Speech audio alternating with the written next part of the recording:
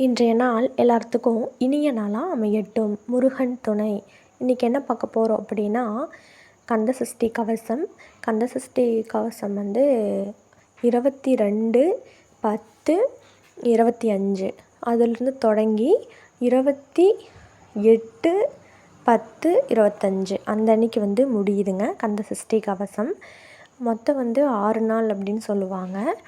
அந்த திருக்கல்யாணம் சேர்த்துனா 7 நாள்.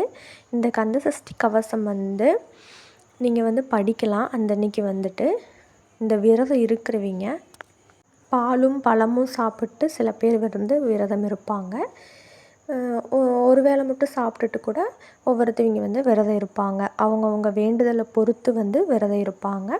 இந்த வருஷம் எல்லாரும் விரதம் இருந்து கந்தசஷ்டி விரதத்தை கடைப்பிடிங்க. முருகன் அருள் எல்லாத்துக்குமே கிடைக்கும். வாழ்க வளமுடன்.